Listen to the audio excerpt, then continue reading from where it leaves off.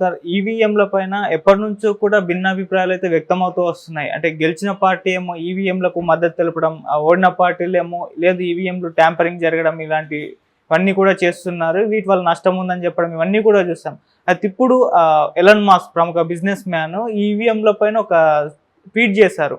వీటిని యూజ్ చేయొద్దు, వీటిని ఏఐతో కానివ్వండి లేకుంటే మనుషుల ద్వారా దీన్ని హ్యాక్ చేసే ప్రమాదం ఉంది అని చెప్పేసి ఆయన చేసిన ట్వీట్ ఇప్పుడు ప్రపంచవ్యాప్తంగా కూడా చర్చలకు దారితీసింది సార్. మరి ఆయన చేసిన ట్వీట్ పైన మీ ఒపీనియన్ ఏంటి? నిజంగా ఈవీఎం ట్యాంపరింగ్ కానివ్వండి లేకుంటే హ్యాక్ కానీ చేసే అవకాశం ఉంది అని అంటారా సార్? అంటే ఎలాన్ మాస్క్ అనే వ్యక్తి ఆయన ఏదో పారిశ్రామికవేత్త మాత్రమే కాదు, ఆర్టిఫిషియల్ ఇంటెలిజెన్స్ అనేటువంటి ఒక పదార్థాన్ని ప్రపంచానికి పరిచయం చేసినటువంటి వ్యక్తిగా కూడా అతనికి ఒక గుర్తింపు ఉంది.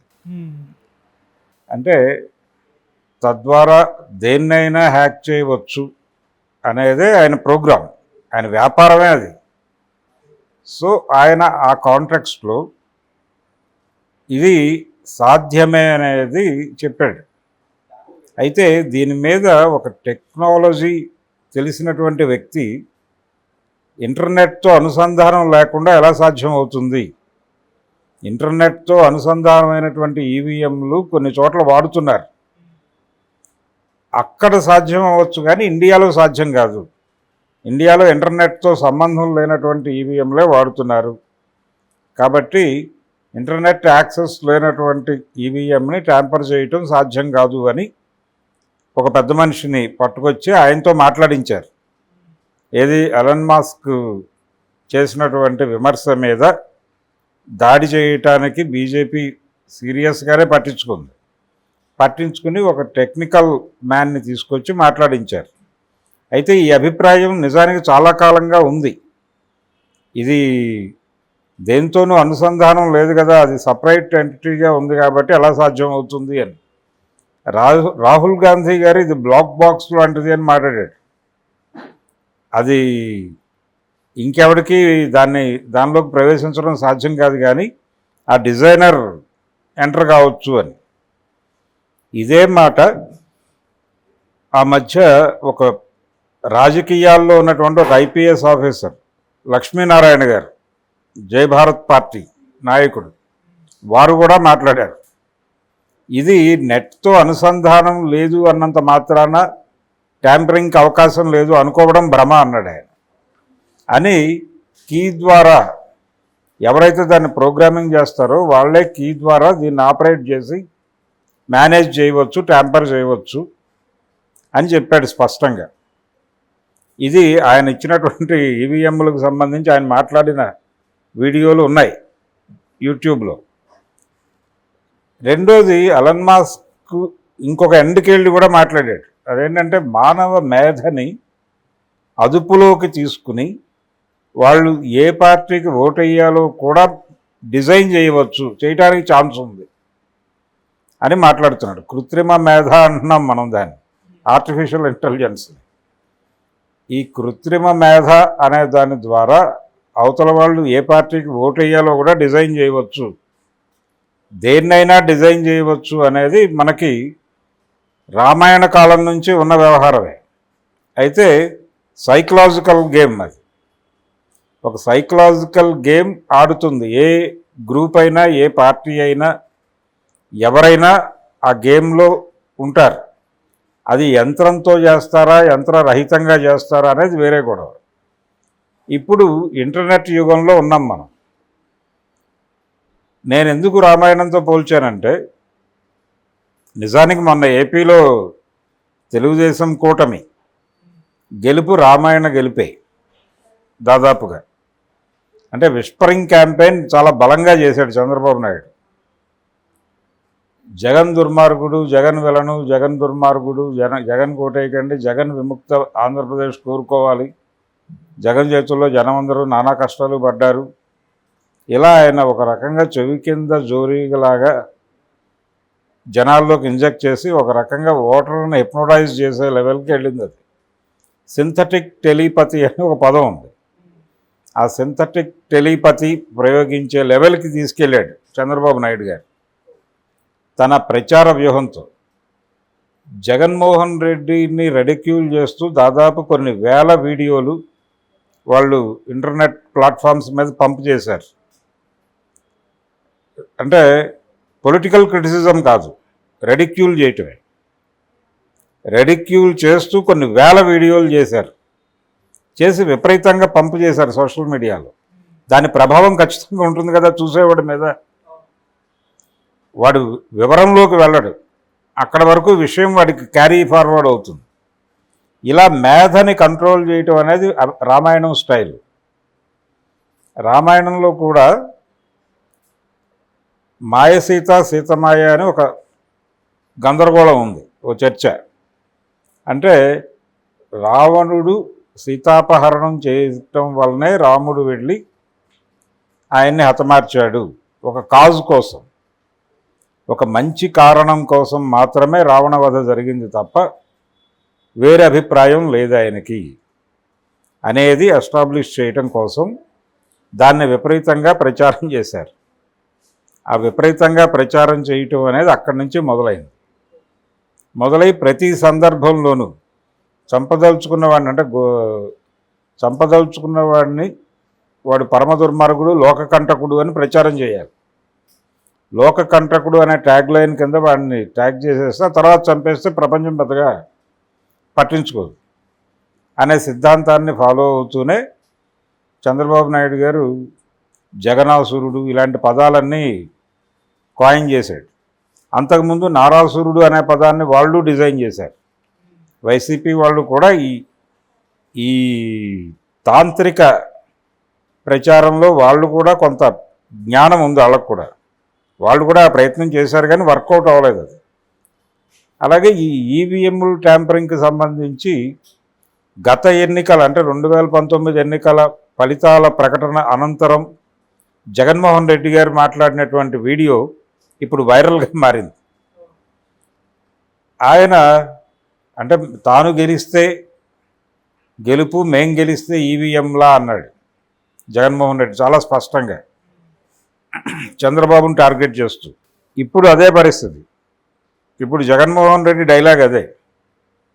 ఈవీఎం అనే మాట బలంగా చెప్పకుండా నర్మగర్భంగా మా ఓటమి ఎలా జరిగిందో కొంత మాకు సమాచారం ఉంది, సాక్ష్యాధారాలు చూపించలేని పరిస్థితులు ఉండటం వలన నేను దాన్ని సీరియస్గా ప్రస్తావించలేకపోతున్నాను అని మాట్లాడాడు ఆయన. అంటే ఈవీఎంలనే అది మిగిలిన నాయకులు ఓపెన్గా మాట్లాడుతున్నారు. ఇది యాంత్రిక విజయము, తాంత్రిక విజయము కూడా అనే విషయాన్ని అంగీకరించాలి.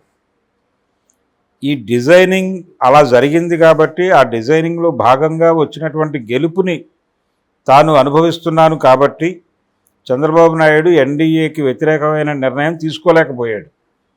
నిజానికి ఆయన ఆ రోజున తన ఎంపీలతో ఇండియా కూటమి వైపు షిఫ్ట్ అయితే ఏమిటి పరిస్థితి అక్కడ? ఆయన అడుగు ముందుకు వేస్తే నితీష్ కుమార్ కూడా కొంత కదిలేవాడు. ఎందుకు ఆ లీడ్ తీసుకోలేదు? మొదటి రోజే లెటర్ తీసుకెళ్ళి రాత్రి 8ంటికి రాష్ట్రపతికి ఎందుకు ఇచ్చాడు ఆయన చంద్రబాబు? ఇది ఆయన ఇరుక్కుని ఉన్నాడు అక్కడ. ఈ గెలుపు కేవలం ఆయన గెలుపు కాదు, కూటమి విజయం ఆయన భుజాల మీద నడవలేదు. అందులో వీరి తాంత్రిక ప్రయోగాలు ఉన్నాయి, విస్పరింగ్ క్యాంపెయిన్ లాంటివి. ఆ విస్పరింగ్ క్యాంపెయిన్ తాంత్రిక ప్రయోగంతో పాటు ఈవీఎం ట్యాంపరింగ్ అనేటువంటి ఒక యాంత్రిక తోడ్పాటు కూడా ఉంది. యాంత్రిక తాంత్రిక విజయం అది. కాబట్టి దీని మీద డిస్కషన్ బలంగా జరుగుతున్నటువంటి టైంలో ఇప్పుడు ఎలన్ మాస్క్ వచ్చేసి ఇది సాధ్యమే అని చెప్పాడు. అయితే ఇంటర్నెట్ అనేది ఒక అనుసంధాన పరికరంగా తీసుకొచ్చి వితౌట్ ఇంటర్నెట్ ఎలా హ్యాక్ చేస్తారు అనే దాన్ని పట్టుకొచ్చి వాళ్ళు కాపాడుకునే ప్రయత్నం చేస్తున్నారు. కానీ వితౌట్ ఇంటర్నెట్ కూడా చేయవచ్చు అనేది కూడా ప్రూవ్డే. ఏ కంపెనీ అయితే వీళ్ళు రష్యా నుంచి పట్టుకొచ్చారు, ఇవి రష్యా నుంచి పట్టుకొచ్చిన ఈవీఎంలు ఇవి. అక్కడ కనుక కీ ఆపరేట్ చేస్తే వాడు ఇవి స్పందిస్తాయి. ఎవడైతే డిజైనర్ ఉన్నాడో వాడు కంట్రోల్ చేయవచ్చు అనేది జై భారత్ పార్టీ లక్ష్మీనారాయణ గారే చెప్పాడు కదా ప్రపంచానికి. అదే ఇప్పుడు రాహుల్ గాంధీ గారు కూడా మాట్లాడుతున్నాడు. అఖిలేష్ యాదవ్ మాట్లాడుతున్నాడు. వీళ్ళందరి దగ్గర ఉన్న సమాచారం అదే. ఆ రోజున లక్ష్మీనారాయణ ఏం మాట్లాడాడో అదే మాట్లాడుతున్నారు. ఇప్పుడు కొత్త టాపిక్ ఏం లేదు. బ్లాక్ బాక్స్ అనే మాట వాడాడు రాహుల్ గాంధీ. అది ఎవడైతే దాన్ని రికార్డ్ చేయగలడో వాడి మాట మాత్రమే వింటుంది, ఎవరి మాట పడితే వాడి మాట విందు. ఇదే కండిషన్ ఈవీఎంది అని మాట్లాడుతున్నాడు రాహుల్ గాంధీ. నిజమే, అది నిజమే. కొంత దాని మీద పరిశోధన జరగవలసినటువంటి అవసరం ఉంది. అయితే ఇక్కడ ప్రధానంగా చూడాల్సింది ఏంటంటే, బ్యాలెట్ పేపర్ పట్టుకొచ్చేయండి మళ్ళీ మాన్యువల్ ఓటింగ్కి వెళ్దాం అంటున్నారు. మాన్యువల్ ఓటింగ్ టైంలో విపరీతంగా రిగ్గింగ్ జరిగినటువంటి సందర్భాలు మనం చూసాం కదా. అంటే టోటల్ బ్యాలెట్ పేపర్లు మొత్తంగా ఎవడైతే రిగ్గి చేయదలుచుకున్నాడో, ఎవడైతే బలవంతుడు ఉన్నాడో వాడి ఇంటికి తీసుకెళ్ళి ముద్రలు కొట్టి డబ్బాల్లో వేసి పంపించిన చరిత్ర జరిగింది మన భారతదేశంలోనే. అది బీహార్లోనో మరొక చోటో కాదు, మొన్న ఎన్నికలు జరిగినటువంటి ఆంధ్రప్రదేశ్లో విజయవాడ లాంటి సెంటర్లో కూడా జరిగినాయి. కాబట్టి దాని నుంచి ఇది సేఫ్టీ అని కదా ఇటు టర్న్ ఇచ్చారు. ఈవీఎం ఎలక్ట్రానిక్ ఓటింగ్ అనేది మోర్ సేఫ్ అని కదా మీరు బ్యాలెట్ బాక్స్ నుంచి ఇటు టర్న్ అయింది. ఇప్పుడు దీనికి కూడా ఒక ఇది చూపిస్తున్నారు వీళ్ళు. అంటే ఓటు వేసిన తర్వాత అక్కడ ప్యాడ్లో వీడు ఎవరికి ఓటేసాడో ఒకటి వస్తుంది, వీటిని కౌంట్ చేయండి అనేది ఒక ప్రోగ్రాం ఉంది ఆల్రెడీ.